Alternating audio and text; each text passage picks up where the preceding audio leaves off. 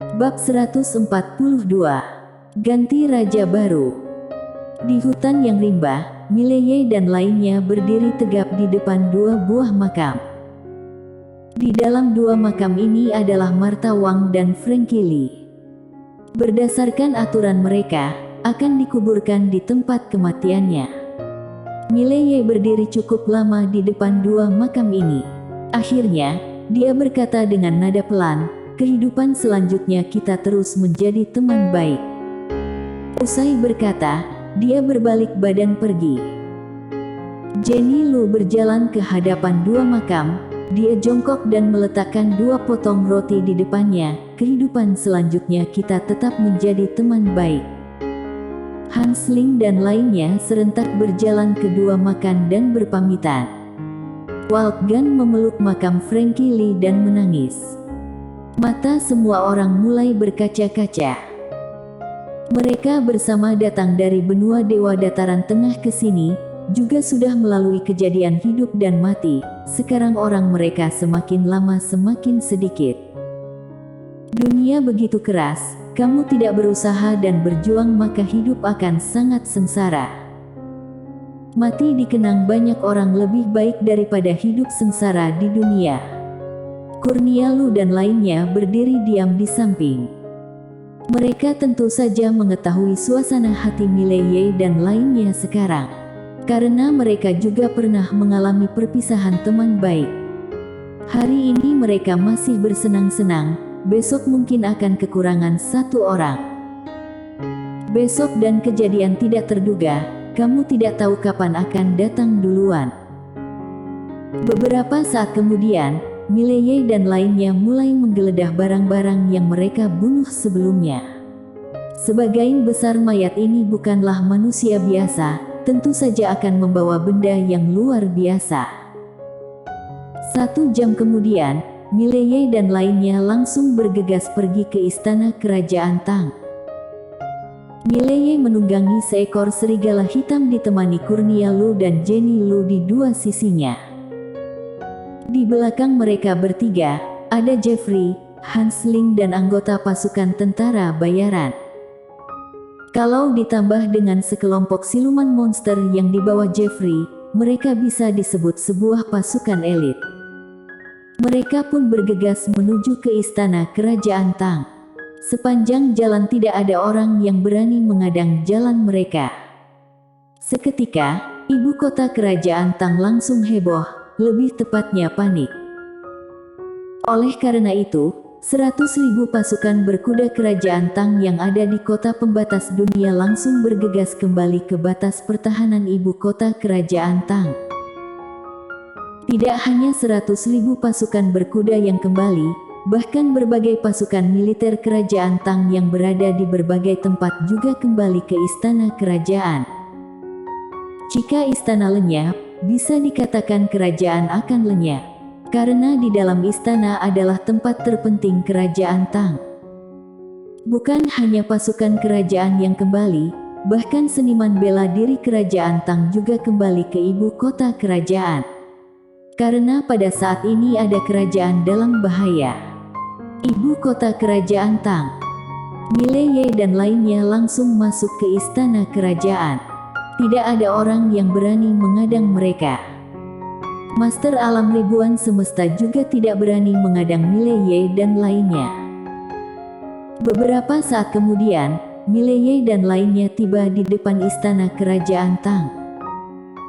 Pada saat ini, istana kerajaan Tang tertutup, ada ribuan pasukan panah berdiri di atas benteng pertahanan. Seorang senior berdiri di depan pintu istana. Senior ini adalah penasehat kerajaan Tang. Penasehat kerajaan Tang memelototi Mileye, apakah benar harus mati bersama? Hal ini akan merugikan kita semua. Pada saat ini, sebuah cahaya pedang Tao melintas di udara. Beberapa detik kemudian, beberapa kepala prajurit kerajaan Tang langsung terbang. Ketika Mileye menyerang, Kurnia Lu dan lainnya langsung menyerbu ke benteng pertahanan dan membunuh belasan prajurit pemanah. Jeffrey, Hans Ling dan lainnya langsung menyerang, kondisi langsung kacau balau.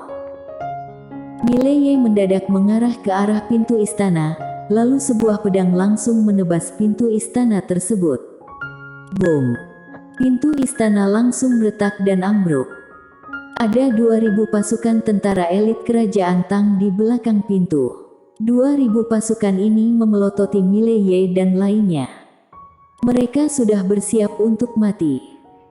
Mereka sudah tidak ada jalan lain, hanya bisa bertarung mati-matian. Mileye tanpa banyak basa-basi, dia memegang pedang keindahan spiritual menerobos ke arah para prajurit. Di belakang Mileye ada 100.000 siluman monster.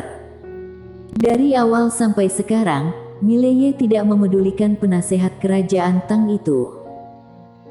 Penasehat kerajaan Tang mengepal erat kedua tangannya, ekspresi wajah sangat masam, tidak ada yang tahu dia sedang berpikir apa. Mileye menerobos ke sekelompok prajurit, setiap kali menebas pedang keindahan spiritual, pasti akan ada kepala yang terpenggal. Ketika siluman monster menerobos masuk, para prajurit itu akan langsung kehilangan semangat hidup. Setengah jam kemudian, prajurit yang ada di benteng pertahanan sudah mati semuanya. Di depan Mileye bergeletak mayat dan lautan darah. Akan tetapi, sampai sekarang penasehat kerajaan Tang masih tidak menyerang. Dia ingin menyerang, namun tidak berani. Bukan hanya karena Mileye memiliki backingan Dewa Pedang, Kurnia Lu dan lainnya kemungkinan berasal dari benua Dewa Dataran Tengah. Mereka ini adalah orang yang sangat menakutkan.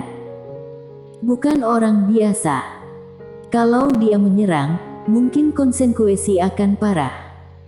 Dengan demikian, Mileye dan lainnya langsung masuk ke dalam istana. Beberapa saat kemudian, Mileye dan lainnya tiba di sebuah tangga batu yang lebar. Ada seorang pria berjubah naga berdiri di paling atas tangga batu. Pria itu adalah Raja Kerajaan Tang. Di sekeliling Raja Kerajaan Tang, berkumpul beberapa prajurit, menteri bahkan selir.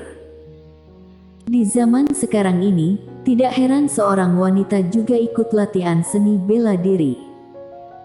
Mileye menggenggam pedang berjalan ke arah Raja Kerajaan Tang.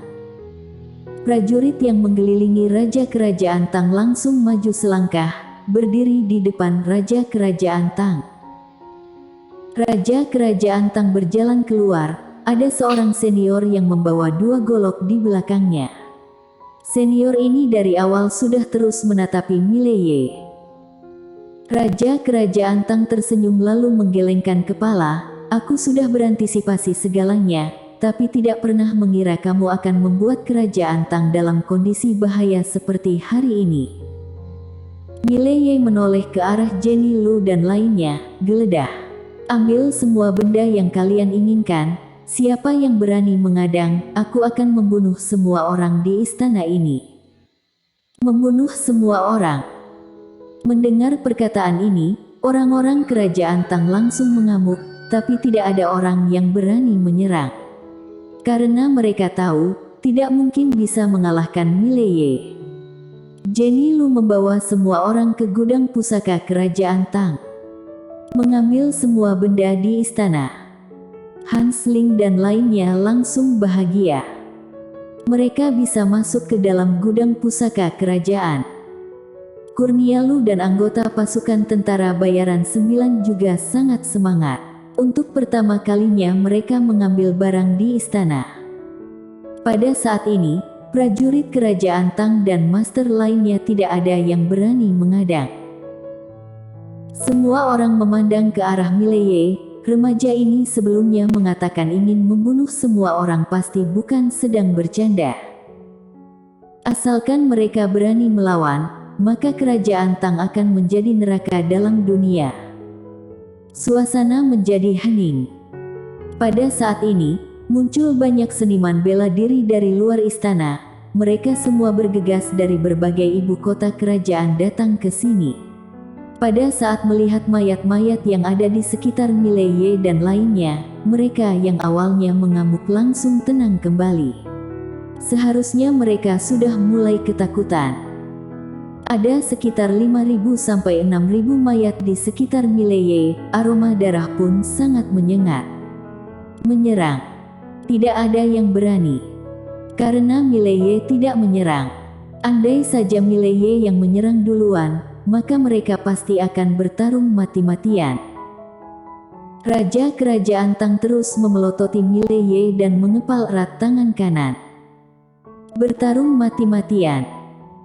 Jika Mileye menyerang duluan, maka semua orang Kerajaan Tang pasti akan bertarung mati-matian. Karena Kerajaan Tang sudah tidak ada pilihan.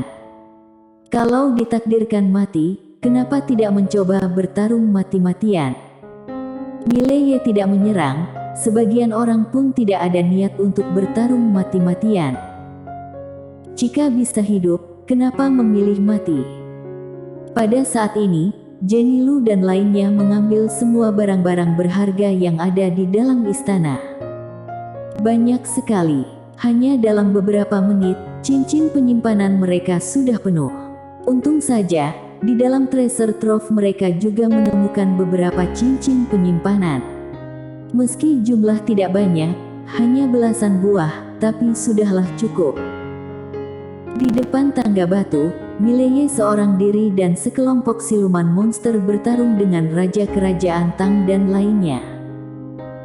Semakin banyak seniman bela diri dari ibu kota kerajaan datang kemari, hanya saja tidak ada orang yang berani menyerang. Raja Kerajaan Tang juga tidak menyerang, kelihatan dia juga tidak ingin mati.